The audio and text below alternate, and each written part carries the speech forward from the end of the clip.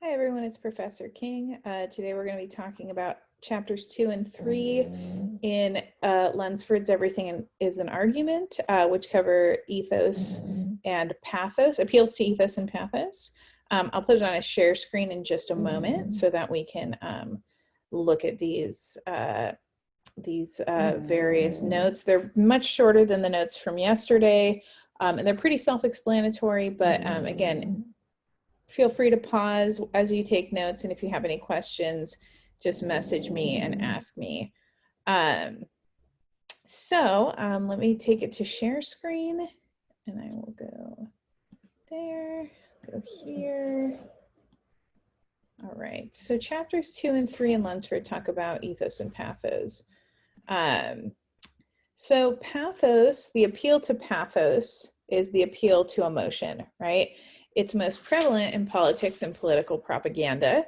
If you think about politics, the way that political parties can persuade the most vulnerable among us, and vulnerable meaning whether we lack education, lack access to a political voice, if we're very fearful of political change, et cetera, et cetera. A lot of people who are speaking to us in the political realm, they know that vulnerability lies in feelings, right? And so they'll prey on that, right? Or they'll at least rely on it. You can utilize pathos in your argument essays, but again, do so sparingly, because even though we haven't talked about the appeal to logos yet, we are constructing argument. And in constructing argument, we're really constructing arguments based on logic. This is not the kind of argument that you get in with your parent or your friend or your significant other, where it's very emotion driven. These are arguments where we are sharing ideas and we are developing those ideas. And so the appeal to pathos, because we are looking more into logic than into feelings, the appeal to pathos should be used sparingly.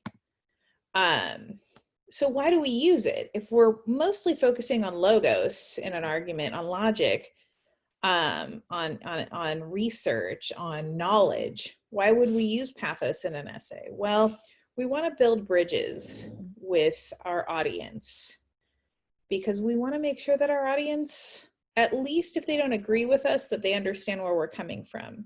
So one way we can do this is by using personal experience when it is relevant, right? When the prompt asks for it. Oftentimes the best place to use personal experience in a logic-based essay is in the conclusion. That's where you can kind of wrap up and leave a lasting impression. And so again, you don't want to use it too much throughout the rest of your essay, but you do want to use it where you're really trying to drive a point home. You can also use it to sustain an argument, to make statements you're making more memorable, to add energy, add oomph, to give presence or emphasis to arguments. And that's done in a number of ways, right? It's not just the sort of like fear-mongering or seriousness of like, we have to do this or the world is going to end, right?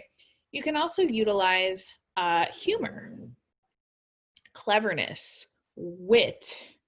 Those are some of the best ways that you can utilize pathos in an essay. In another chapter of Leaf, I know we talked about Leaf yesterday. In another chapter of Leaf, Leaf talks about how, comedy is really fascinating in terms of its implementation of ethos, because what Leaf says is when we can get people to laugh, we're essentially getting their passive consent, right? When someone laughs at a joke you make, they're almost agreeing with you in a weird way, right? Or they're at least consenting to understand that joke. And I've always thought that was really fascinating, right? Because that's what humor is. It's to get people to essentially agree with your argument. Again, you don't want to use it to a great extent. Sorry, my dog hit her head on the laptop. Shh. You don't want to use it to a great extent, because you are writing logic-based arguments, research-based arguments. You're not writing a comedy routine, so you want to be aware of that. Use it sparingly, be balanced with it, etc. So next we'll move on to ethos. And when we think of ethos, the sort of most modern day contemporary understanding of ethos is like branding, or your reputation is another way to think about it. So what you put out there as a student, as a writer, as a researcher, as an employee, as a scholar, is going to speak to your credibility. And this is incredibly important, especially when we are doing research on other people, because I want you to think about this, right? Like, how many of us have been on social media and we share a link, or we share a file, or we share an argument, and it really speaks to us because we agree with it, but we may not have gotten it from the best source. We may not have gotten it from a source that we even really know anything about. But then we share it because we agree with it, we believe in it, and then somebody comes along and says, yeah, that's fake news, right? That's from an unreliable source. And then we feel dumb. And so ethos is doing proper research, right? Is building a reputation for yourself as a scholar so that you don't fall into that trap. The example I always use is like, I could say like, oh yeah, global warming is catastrophic and it's got all these horrible things, and I could share all this data with you. But then at the end of it, if I said, the person who told me this is my my uncle Jedediah, who lives down the road in a shanty, who likes to drink Old Crow every single day until he blacks out, you'd probably be like, oh, not so reliable, I don't know. But if I told you that like a person who's a climatologist who's been working in the field for 30 years gave me this information, then you'd believe it a little bit more probably, right? So we have to think about that when we do our research. So how do we spot credibility, right? When any argument you read, any text you read, anything you do, you should find out about the person writing that text, the author, and not just the author, but also the people publishing that information, right? We do this in our everyday lives, but we have to do it with more intensity as scholars. If you think about like the news you watch, right? Some people will say like, oh, I don't watch Fox News. That's just, conservative rhetoric. Or I don't watch MSNBC or CNN. That's just liberal garbage, right? So people are already knowing that the information they're getting is informed by a particular political viewpoint, right? So we're doing, and the reason why they know that is because they know the kind of people who speak on Fox News or CNN. They know the kind of information that they share. They know the kind of stories they cover, right? So they're already doing that in a day-to-day sense. But now, right, your job is to take that skill and to finesse it, to hone it, to make it even sharper. And so when you're reading a text, ask yourself, did the person who wrote this, are they trustworthy? The person who's giving this speech, are they trustworthy? Do they have experience in the field? Have they done a lot of research on this subject? Do they have the authority to speak on this issue, right? And almost equally as importantly is, why are they telling me this information? Is this person trying to further their own agenda, right? Or are they trying to spread knowledge, right? Further scholarly endeavor.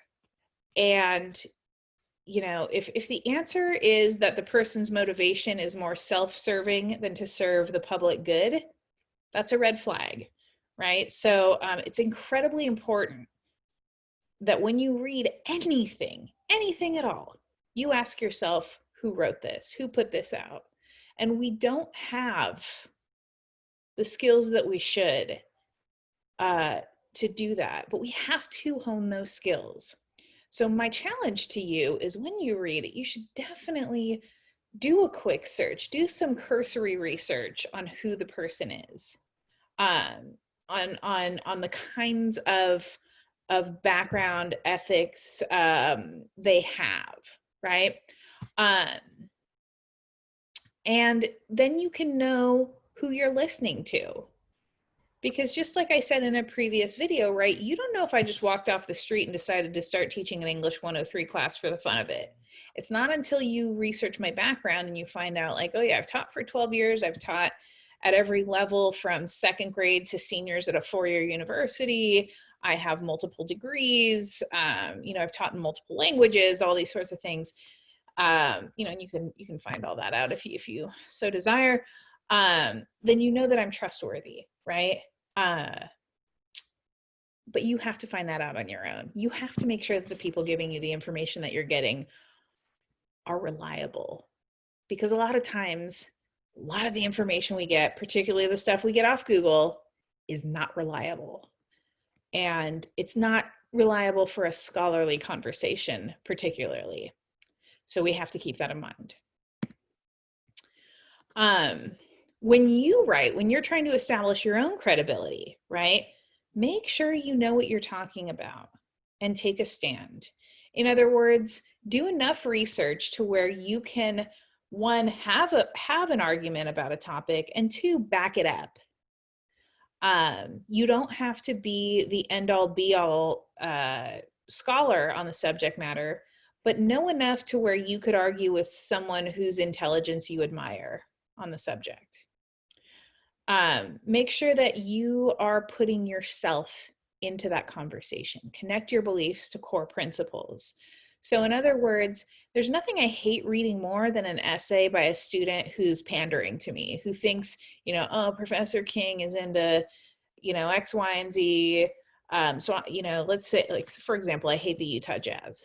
So, not that a student would ever write an essay on the Utah Jazz, but let's just say they did. And they write this essay and they're like, oh, the Utah Jazz are the worst basketball team that ever existed. But in reality, they're from Salt Lake City and they love the Utah Jazz, right? So in other words, they're not connecting their beliefs to their core principles. They're just giving an argument they think I want to hear. And I hate that. I would much rather hear an argument that you yourself believe and have a stake in than something you think I want to hear. Because guess which one's going to be better written? That's right, the one that you believe truly yourself. That doesn't mean that, if you argue for something that isn't well argued, that I'm not going to call you out on it. That's my job, right? I'm trying to make you the best arguer you can. But what I will tell you is some of the highest letter grades that I've ever administered in my 12 years as an educator are to people who argued in favor of positions that I am diametrically opposed to. So don't ever worry about that, right? Stand on what you believe. But don't be disrespectful, right? Use language that respects the audience's intelligence. And the way you do that is by avoiding that sort of all or none language, right? All these people are like this. All these people think this. All this group does this, right? You want to avoid that at all costs, because one, it's not true. Two, it paints with a broad brush. And three, it makes you look like you didn't really take time to understand the complexity of your opponent, of a group that believes other than what you do, or even of your own group. Which leads me to my next point, which is know the weakness of your argument. This is really hard, but we have to do it, right? We are not cheerleaders, and there's nothing wrong with being a cheerleader, but a cheerleader has to stand in front of a crowd when they know that their team is losing by 30 points, and they have to say, we're the best, right? Like, we're going to do it. I know we only have a minute and a half left on the clock and we're 30 points behind, but we're going to pull through. That's their job, right? That's not the job of a scholar. The job of a scholar is to say, okay, I can see where these problems are happening on my team's side, on my side. But here's why still ultimately this is the best position to take. And you have to do that. And here's why you have to do it. When you are able to say, here's why my position isn't totally perfect, but I still love it anyway, you're being objective, right? You're not being a zealot. You're not being biased, right? You're able to look at things objectively. You're not just saying, oh, this baby is perfect and I'm never gonna let it go, right? you're saying, okay, this isn't perfect, but I love it anyway, and here's why. And always use a formal tone, right? Avoid informal language, avoid texting language, avoid using second person, the you, right? Write as an academic, as a scholar. And if it feels weird at first, that's fine. You'll get used to it, but try to challenge yourself to sound like a scholar. When you claim authority, you can utilize, some bold language, but again, be respectful. People who claim authority usually have some sort of title, but it doesn't mean you have to, especially as, a relatively new high school student or college student. But that's why we do research, to find those people who do have titles to back up what we're saying, right? That helps us to establish our credentials and be transparent, right? If we, in our corner, if our team of texts that I've if I'm in my corner and the texts that I've researched are all PhDs and people who are scholars and people who have knowledge on the subject matter and have been working in the field for a long time, that is going to be a much stronger going against someone who just found a bunch of Google sources, right? So keep that in mind. I'm going to have much more authoritative power with my research than my opponent, and I'll probably beat them in an argument. When you're discussing your motives, right? Be transparent, connect to your audience's values. That doesn't mean you have to pander. That doesn't mean you have to say something you don't believe in order to try and get people to your side. But that means finding a side door to go in to show that you and your audience share something in common on the topic you're discussing. Then once you have that, kill them with that research, right? Show that you know the topic well, and be honest about what you stand to gain if people believe you. There's nothing wrong with that. And actually, it's disarming. And what I mean by that is it allows people to trust you a little bit more. If you're saying, I think we should do X, Y, and Z in the realm of climate change, because I think if we do X, Y, and Z, this is what's going to happen, and that's why I care. Like people respond really well to that. They tend to trust a speaker more. So, do your best to navigate that field. So I'll take it off, stop share, and I'll come back to the screen. But those are, again, I said chapters 2 and 3 were going to be relatively short. That's Pathos and Ethos. They're kind of the salt and pepper, if you will, on the burger of a good essay. A good essay. Whereas the Logos is like the meat and the bun and the cheese and all that other stuff. So they're important to have. You need to have them, but know where to use them and know how to use them and know what they mean. So that concludes this PowerPoint discussion. Have a wonderful day, and I'll see you in cyberspace. All right, bye.